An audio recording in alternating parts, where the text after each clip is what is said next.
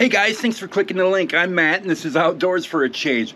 We're back at Grand River Bait and Tackle with Anna. She gave us some great tips on rod maintenance, and if you want to watch that segment, you can click the link right up there somewhere. That was a really informational piece. So what we're going to go over today is reel maintenance. You have those reels, you spend a lot of money for them. I know I have. My collection has never seen maintenance. I've never ever did any maintenance on them, and I have probably over $1,000 worth of reels that I purchased in the last 2 years. So I'm here learning how to keep these reels maintained so that I don't have to keep paying that money the next 2 years, the next 2 years, the next 2 years. Maybe I'll never have to buy any again, right? You know, that's not possible. But that money I'm going to save, I plan on using on the actual fishing trips rather than on the gear. Makes sense? All right, so maybe get your reels out and let's maintain them, and I'm going to turn it over to Anna so she can show us what we need to do. Anna, I have a lot of reels that are not maintained. Can you help me out? Yeah, I think I can help you out, give you some hacks for that. All right, cool. Now, if you watched the segment that we did on rod maintenance, you'll probably remember that I had a little list of big do's and don'ts, mistakes that I see a lot of my customers make, and some general tips to maintaining some rods. Well, I kind of did the same thing for reels, so I'm going to start out going over some of that, and then I might open up one or two reels here just to show you, how to quickly lubricate them if you need to. So probably the biggest mistake that I see customers make constantly with their reels is they always tighten down the drag to the max when they're fighting fish, which, by the way, and we'll talk about this in some later segment when we're talking about how to fight fish, but that is probably the most guaranteed way of actually breaking your line and losing a fish. So try your best to not jack down the drag as tight as it'll go on a spinning reel, and that's an open-faced reel like these. Instead of tightening the drag, if you get a big fish on and you can't control it, palm the spool. Put your hand against the line on the spool, slow the fish down just with your hand. That puts the brakes on a fish fast, and it gives you more control. You can increase the pressure, decrease the pressure quickly, and it doesn't stress the guts of the reel. That's why this applies to reel maintenance, because if you jack down the drag on a reel, you're really stressing the stack of washers inside the reel that are parts of the drag system. Now, I'll go back to what I said a minute ago. What people do is they turn the drag down tight on a reel, and to make it worse, they leave it that way. And this is where it comes into the conversation of reel maintenance. If you do tighten down the drag on any reel, whether it's an open-faced, closed-faced, fly reel, bait caster, it doesn't matter. When you're done fishing for the day, loosen your drag up. Doesn't have to be loosened up all the way.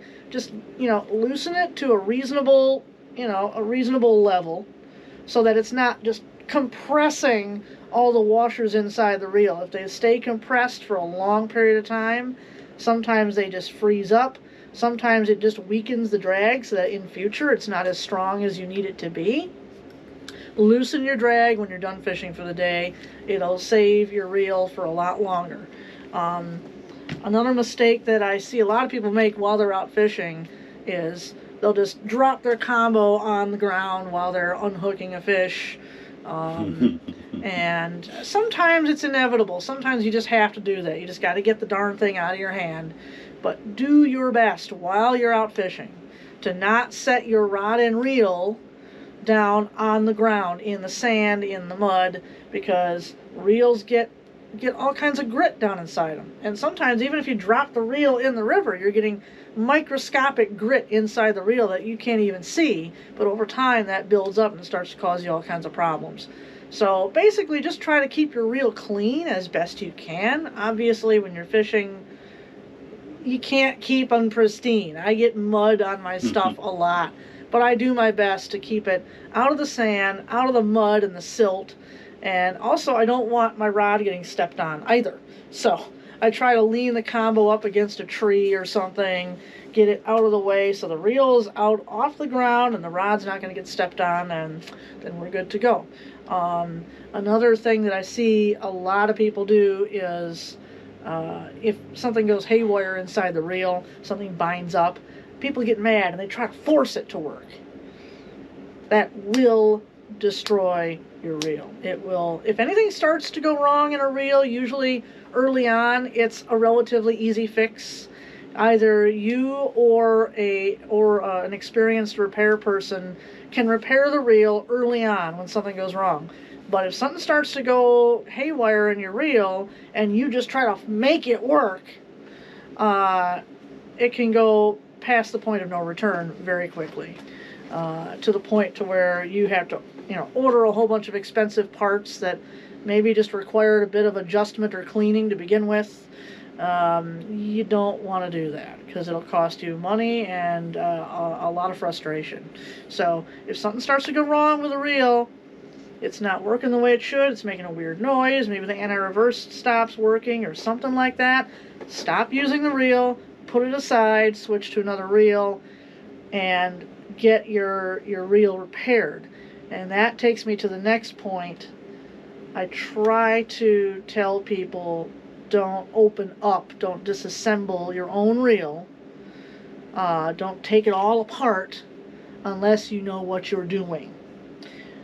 Or if you do want to take it all apart, make sure you have a set of tools already set aside, you have a good workspace with good lighting, and that you have time and patience. It also helps to print out a schematic of your reel if you really want to tackle working on it yourself. Don't get frustrated and try to take it all apart right on the riverbank. Guaranteed disaster. Wait until you're at home and you have a suitable workspace and tools to work with, but I would really recommend that you should, if possible, find yourself a repair service. Repair services are getting few and far between these days. A lot of times you have to send something back to the manufacturer to get it serviced. But if you take good care of your reel to begin with, you really shouldn't have to service it very often. So just try to keep it clean. Don't throw things on top of it when you're loading up at the end of the day. Don't throw your big cooler and stuff in the back of your truck so that it's gonna knock against your reel and bend the bail, break the handle off, that kind of thing. Just kind of common sense things to keep your reel from getting busted up. If you do those things, then your reel should actually last quite a while without a whole lot of maintenance. But it definitely helps just to find a trustworthy repair service. As far as just a few hacks, just a few general tips, learn how your spinning reel works. Learn how to remove the handle if you need to. Sometimes it helps to take the handle off for transport, keep it from getting broken. Learn how to remove the spool of your reel in case you get some line down under the spool or something. Keep in mind, not all spinning reels and not all closed-faced reels work the same way. I have two different spinning reels here, for example. They both function the same way, but the drag's in a different position and you remove the spool in a different fashion. This Shimano, for example, the drag knob is at the bottom of the reel. If you want to service this reel, it's a beast because you literally have to take the side plate and everything off, take the spool off. Well, actually, you can't even... There's a lot you can't even get at in this reel without disassembling the drag system at the bottom, whether you want to or not. Kind of a pain in the butt. But with this reel, if I want to take the spool off, what I have to do is actually tighten the drag all the way, as tight as it'll go, and then unscrew the spool.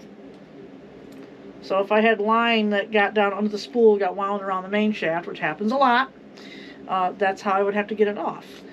This reel, on the other hand, it's also a spinning reel, works the same way. Drag knob is at the top. This is a more traditional style.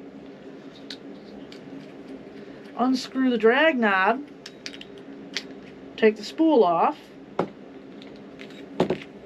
By the way, if you ever have to do that, you want to be careful because you usually have some little washers down in here that tend to stick to oil and grease inside the spool. And when that happens, you lose these parts, the whole thing will not work. That's why So I laughed. I was really crying. If you ever take a spool off, do it very carefully so that you don't lose anything down underneath. But yeah, different styles of, different ways to disassemble the same style of reel, basically. And also, on an old Mitchell 300, an old vintage Mitchell 300, it's a different style altogether. I'll show you one of those in a moment here. Screw this back on. Also, drag knobs get lost a lot, so don't let that get loose and just fall off. A lot of people make that mistake. This is a vintage Mitchell 300. This is pre-Garcia, so this is probably from the 60s, late 50s, early to mid 60s. This has the drag knob at the top, but you don't unscrew the drag knob to take the spool off. This has a little button on it. Get it up to the top of the oscillation here. Press that button, pops the spool off. If you unscrew that drag knob, then you got headaches on your hands because there's a whole stack of drag washers that are easily lost in there. So, yeah, learn how the spools come off of your reels. Learn how the handles come off. Again, that can be helpful sometimes. This particular one, spinning reel, just like these two, handle just unscrews. You just wind it backwards, and it unscrews. And then I can screw it back on. I'm surprised how hard handles are to put on for me sometimes if they come off. It's like, am I going the wrong direction? No, I second guess myself, and then I go back and forth until I feel it. The threads can be very fine. If it screws on like that, the threads are really fine a lot of the time, and they just have to mesh just right.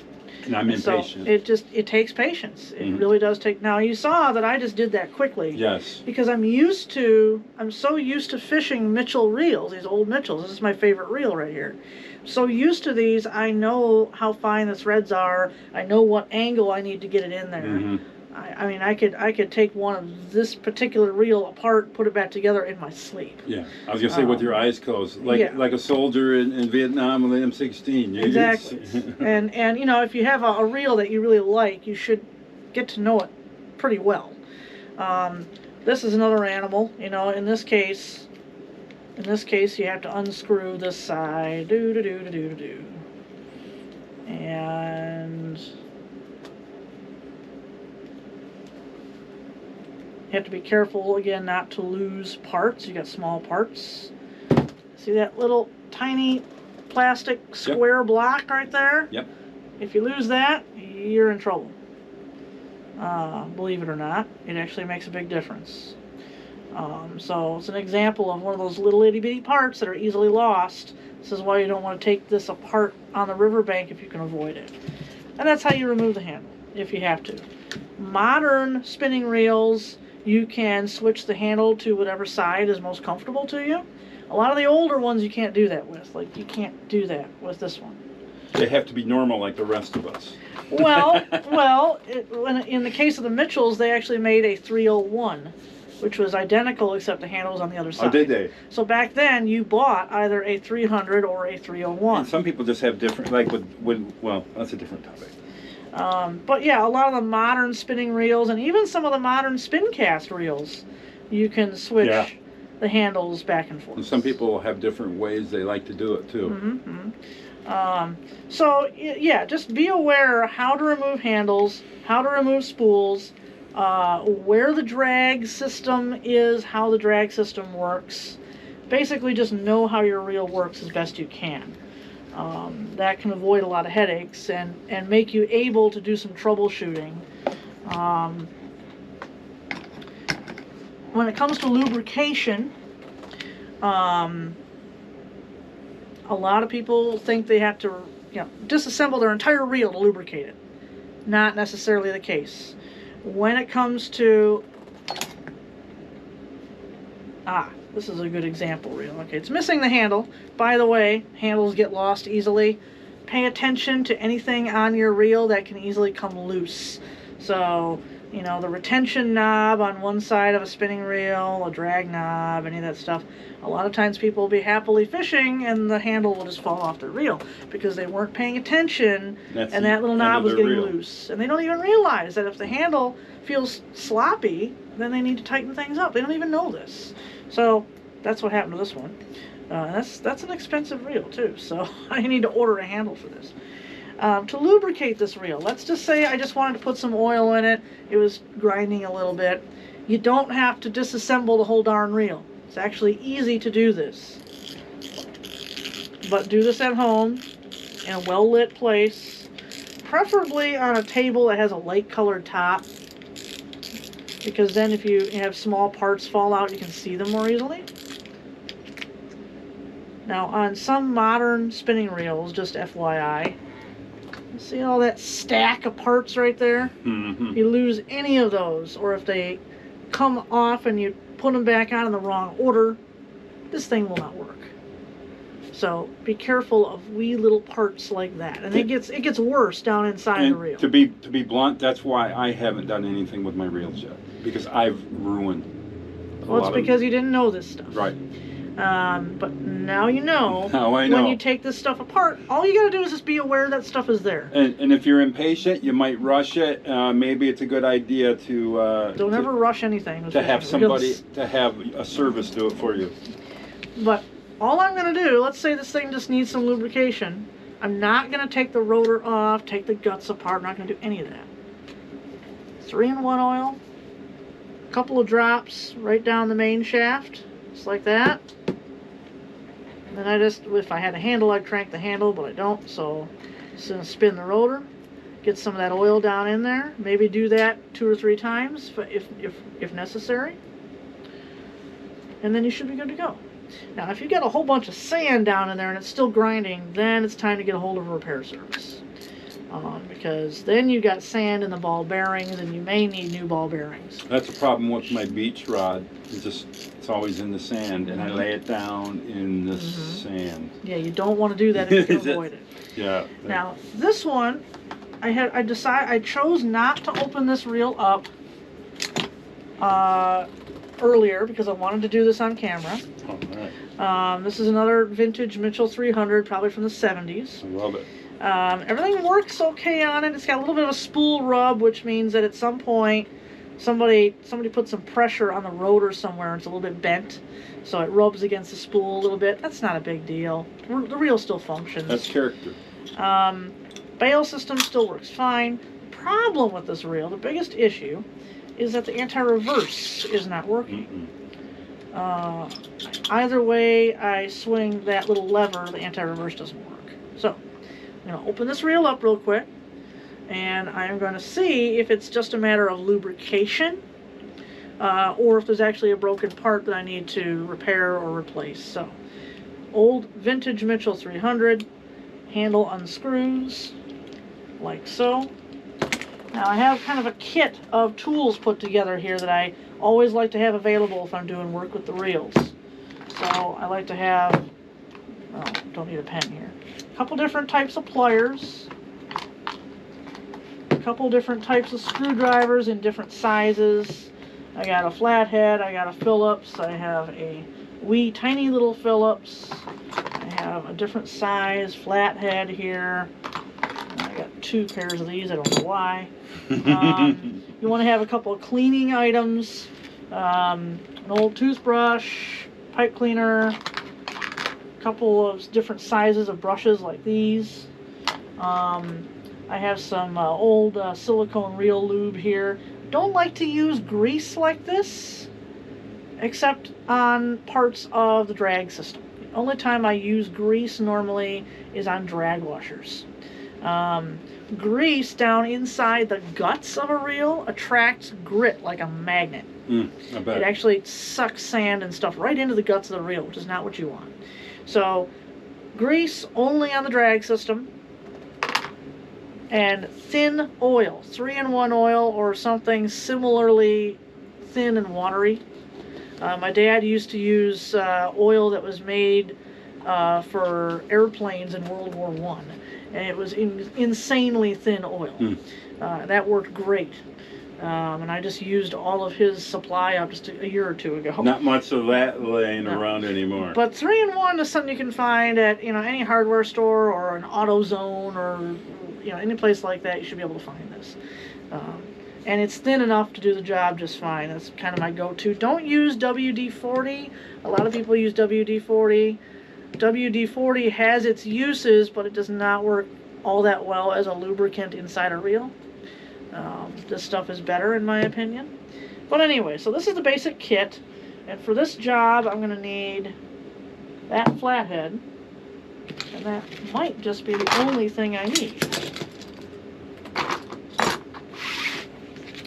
Now, with an old Mitchell 300, and by the way, everybody's probably got one of these. You get it from your grandpa, your uncle, your dad, whatever. Everybody's got one of these in their attic, their basement, whatever.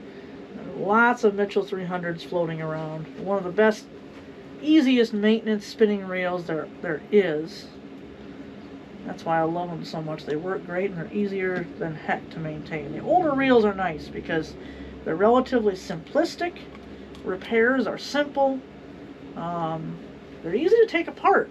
These, you can just take the side plate off and see the guts of the reel. It's not that simple with any of the modern reels at all. But you can see I'm doing this methodically. Even though I've done this a lot before, I don't do it quickly.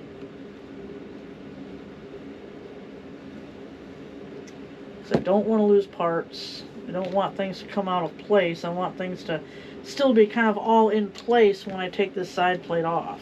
Now, trick I learned from my dad with Mitchell 300s, you don't want to take the side plate off like this. You want to flip the reel over like this, and then lift that off. Oh yeah. And that way, all these parts won't slide off and just go all over the place. So, I'm looking at the anti-reverse system. So, I need to actually take this off. And in this particular case,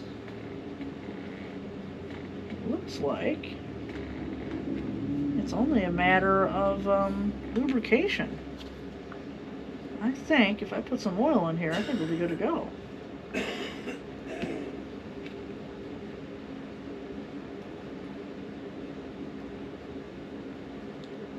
Oops. There we go.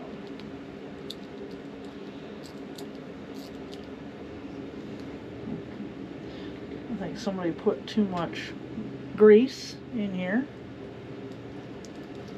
And it's still not catching.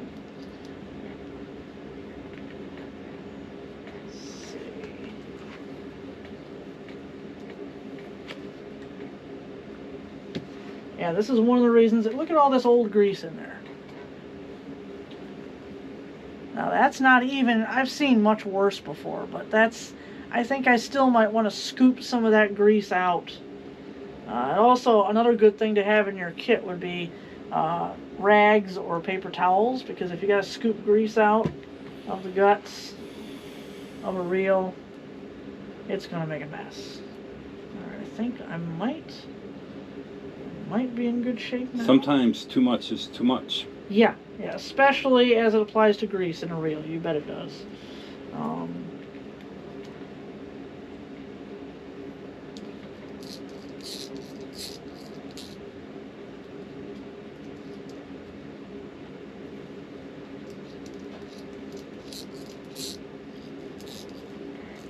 Well, this reel is being stubbed. Oh, there it goes. It's finally starting to catch. Yeah, it's just really gummed up down in there.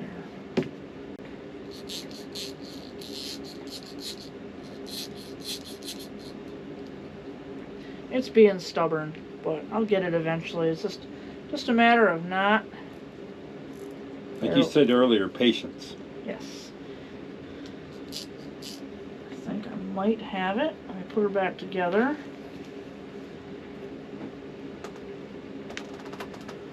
And it goes together the same way you took it apart. Mm-hmm. By bringing the reel to it.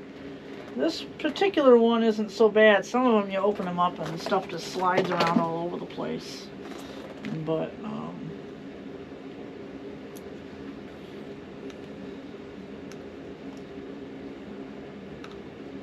now this one, these, like I said, these old reels are simplistic. The modern ones are much more difficult to work with. I would not.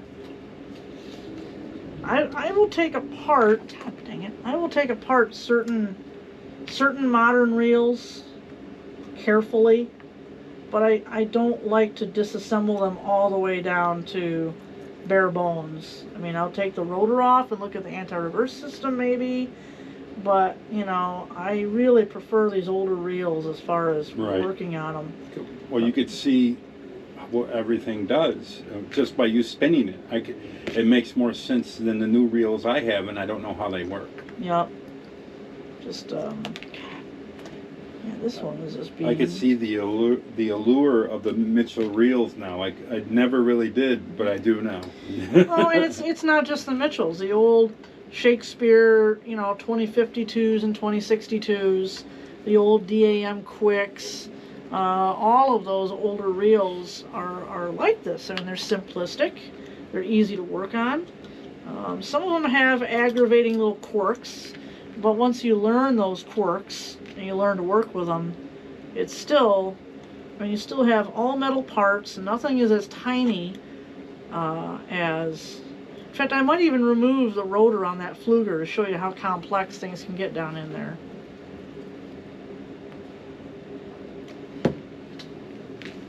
Let's see if I got that taken care of. This might be job done here. Job done. All it needed was a bit of oil. And very often that's all it needs is a little bit of oil. A few drops of oil when it's done. So if something starts to go wrong with your reel, don't freak out. It could be a much simpler job than you think it is. Yeah. So the Mitchells are, in your estimation, are those easier to repair than the new ones? Oh, God, yes. Now, a lot of people don't like the vintage reels because they don't have the high gear ratios, and they make noise. People can't stand that. They're not used to that. Well, the fish don't give a hoot. The fish don't care about that noise. It's all down to you. And I just have more confidence in the old reels for the most part. Mm-hmm. Now, I'm gonna just take the rotor off of this thing. This is a modern Fluger President. Now remember those irritating parts there I mentioned. I'm gonna carefully take all those off, try to keep them in order. And if somebody's not familiar with it, like I myself... just got them out of order. I'll figure it. That's when you need a schematic. Maybe take a picture. Well, I do have a picture for you. Well, I can get a schematic. It's no problem. I have all the parts. I didn't lose anything. That's the most important thing.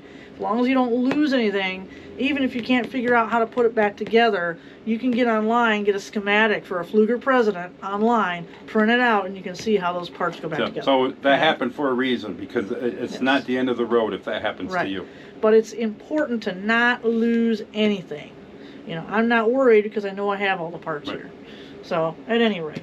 But the important thing, what I wanted to demonstrate here, is, let's pretend the anti-reverse quit working on here. It's working, but let's say for, maybe it's skipping, it's not working right. So I want to open it up, take a look at the anti-reverse. Well, remember how simple the anti-reverse was on here. Mm-hmm. Not the case here. You'll see why in a moment. To get down into the guts, I can't just unscrew these screws and take the side plate off. And get to the guts. You got to go through. Because this side plate is molded into this bottom plate here. It's all one piece. So that means that the rotor keeps that side plate from coming off, which means I have to take the whole rotor off. To do that, you have to take these parts off, don't lose them. And then I have to unscrew. Let's see, I need Phillips for this. Unscrew this. Lots of little screws. They're all different lengths, different styles. Tiny little screw. Now notice how many tools I've already needed for this job? Take this nut. That's a hack worth mentioning, because a lot of times I won't have the right tool, so I have to set everything down, then I have to go find the tool, then I come back, and then maybe I forget what the order of the parts were in, but having everything ahead of time. Yes. just put together a little kit like this. Yeah. You know. Now I've got this part off, this part off. That was the screw that held it all together. Now the rotor can come off. Take it off carefully. Make sure there's nothing stuck anywhere. Now we're down into the guts.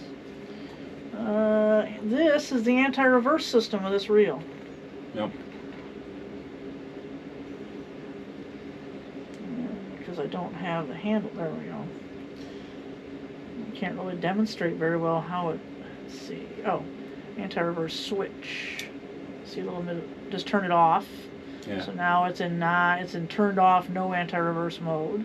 And what happens very often on these modern reels, and this is a very common style of anti-reverse system on modern spinning reels, what often happens is that tiny little spring will get sprung. It'll get straightened out, or it'll pop loose and you have to replace it completely.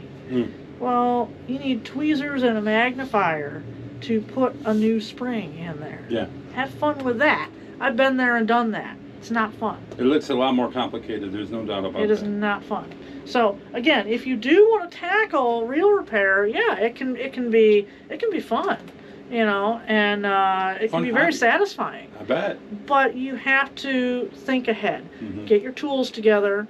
Make sure you got the time and the patience to do it. Have good lighting. Have a good workspace, you know. And don't do all this out on the riverbank or in the boat. You can see why. Have backup. That's why you need more than one. Exactly. And then finally, I want to mention Spincast reels. Spincast reels. Let's see, which one do I want to work with here? These are both very similar. They're Zebco 33s. This one's the newest one. I think the brand of Zebco has caught more fish than all other brands combined. Yeah, I'm not a big Zebco fan myself. No, I mean, with the Zebco 202s, I mean, they caught maybe 80% of the fish. Piece of advice, if you want a halfway decent Zebco, don't go with a 202, 404, or 606, any of that. Just don't. Mm-hmm. Because the modern ones are garbage. It's not the ones I used in the 70s. And even those were not the best. Right. No, well, there's a reason I was using the Zebcos then. Because if you prefer a closed-faced reel, either get yourself some kind of vintage closed-faced, or if you need a modern one or want a modern one, get a modern Zebco 33. They're affordable, and much as I hate to admit it, they're still a fairly good reel. Right. Not the best, but they'll get the job done. And they're relatively easy maintenance. That's something worth noting. I'm trying to get my daughters into fishing. I have 5 daughters and a granddaughter that like to fish. But they have those types of reels, but I didn't buy I bought cheaper ones. So when they go, they have a hard time casting. It's not as much fun. Well, here's something I tell a lot of people. 90% of the time, if you have a problem with your reel, you're having problems casting, you're having problems reeling things in, you think there's something wrong with the reel, 90% of the time, it boils down to line. If they're having problems with closed-faced reels casting, it has most likely nothing whatsoever to do with the reel itself. Mm-hmm. The reel needs a new line. It needs better line. It needs a lighter line. It needs to be tighter. Right. So, again, that's when you want to try to find somewhere that can service rods and reels, because they usually have a line spooling machine. Mm-hmm. Even some of the box stores have line spooling machines. Yeah. Sportsman's Warehouse and Gander Mountain and Galleons and whatever, places like that very often have a line spooling machine, and if the person running the machine knows how to use it correctly, it's a lot better than cranking line on yourself or just going with the line that was put on in the factory, because in the factory they inevitably put the cheapest line they can get away with on there. Yeah. And that is going to cause casting problems. Right. So if you want to bring your daughter's reels in, I can take care of the line problem, and I guarantee it's going to make it easier. I'll bring them all in. But if you're going to buy a closed-faced reel, Zebco 33s are not the cheapest, but they're also not super expensive. They're, as far as modern reels go, they're relatively easy to maintain. They're easy to repair, relatively speaking. And again, they're still a halfway decent, well-built reel. As much as I hate to admit it, because I don't like closed-faced Oh reels. no, I say take your closed-faced reel and put it in the garbage. No, don't put it in the garbage. No. Don't put it in the garbage. No, somebody will use it. Yeah, someone will use it, and if it's a decent one like a 33, then like when somebody comes in here a greenhorn, I try desperately to sell them a 33 instead of a 202 or a 404 because I know this is going to last them better. Yeah. So let's say everything was going great, and then all of a sudden things start to you try to cast and things start to catch and you can't cast. So you got to figure out what's going on with it. So you have to kind of twist this cone, pull it off. On some closed-faced reels, it just screws off. In this particular one, if you see that little thing right there, Yep. that fits into grooves on the inside of this, and that's what holds the cone on. So twist a little bit, lift off. Now, let's say I got line down underneath the spool. I got to fix this problem. And this is something you should be able to do while you're out fishing if you're careful. So let's say your kid starts to have problems with their reel. You should be able to do this sitting there on the dock or in the boat or whatever. Hang on to the reel, keeping the handle from moving. So you got to kind of grip it like this because you want to keep the handle from spinning. I'm going to get a hold of the rotor or the spinner head, and I'm going to twist it off, unscrew it carefully so it doesn't go flying. Okay. And then a lot of times you should be able to just carefully weasel line out. If it's not coming out easily, if it's really wound around the main shaft, put it aside and then work on this at home. If you have to work on this at home, then what you're going to want to do is you get to this point, your line is still all snarled up down under the spool. What you need to do is one of these, loosen the drag all the way, as far as you can get it. I'm going to take a flathead screwdriver. I want a little bit heavier one now. Flathead screwdriver. Now you got to get this C-clip out of here. And this is everybody's nightmare. Because if you just wrench that out, this C-clip's going to go ping and go flying off somewhere, and you will never see it again. So I do this very carefully. I kind of put my thumbnail on that C-clip. Hold it down tight. And then I just carefully start to slowly get that off of there. They use those on the 202s too, don't they? Yep, they do. And then I get to a certain point, it still hasn't come totally loose. It's almost there. And then I switch to needle nose pliers so I can kind of get a grip on it. Because I don't want to lose this C-clip. You might have to switch back and forth between tools. See, I didn't lose the C-clip. Nope. It's still here because I was putting some pressure on it. Okay. Now you've got two washers. Got a metal washer and a vinyl washer. Keep in mind, and this applies to any type of reel, vinyl, when you have a stack of washers, vinyl always goes in contact with metal. Metal should not go in contact with metal. So when I put this back together, I got to make sure that the vinyl is between the metal spool and the metal washer. Okay? Good tip. So now I can slide the spool off, and if there's line all snarled around all that, the main shaft and stuff, I can untangle all of that, straighten everything out. See how that washer's stuck to the bottom of the spool? If I lost that would mess up the drag.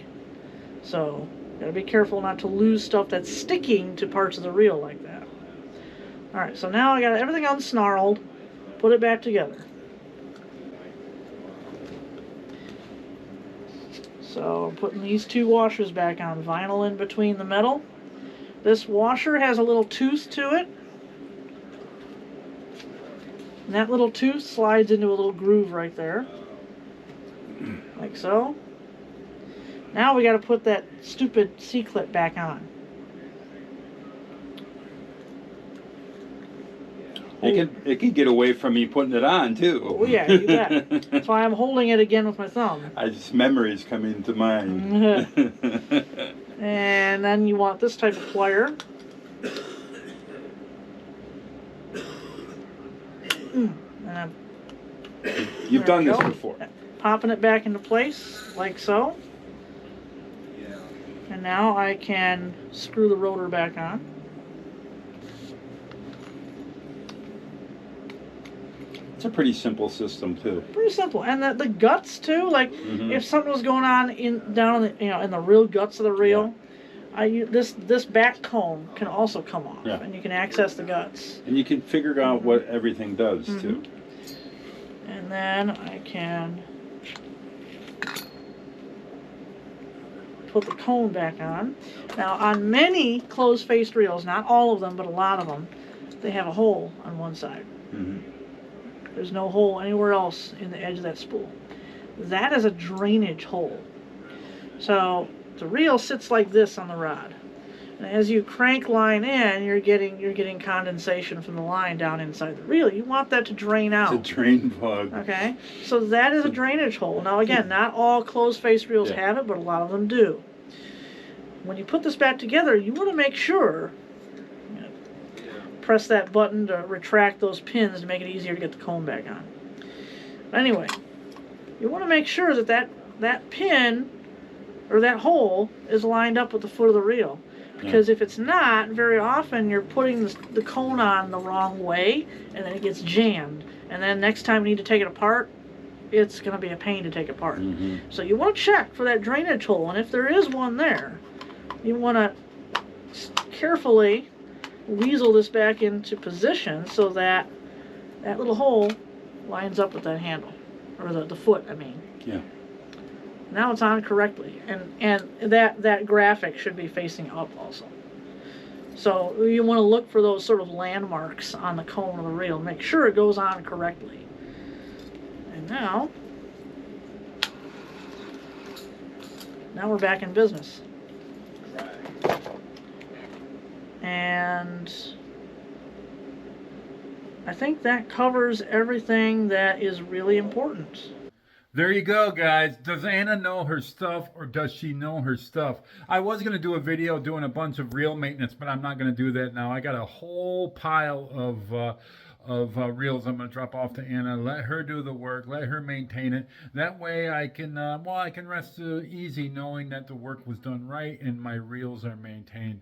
I'm doing the outro from here today because, well, the audio died on me in the one I did at the shop, so I'm just finishing the video up here.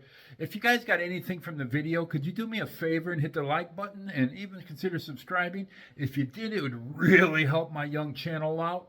Thanks a lot, and if you need any advice on reels or rods or bait or the fishing in Central Michigan, check out Anna's business at Grand River Bait and Tackle. Her phone number is plastered all over this video. That way you have it in front of you. You could call Anna if you have any questions. I really appreciate you watching, and I'll see you on the next adventure.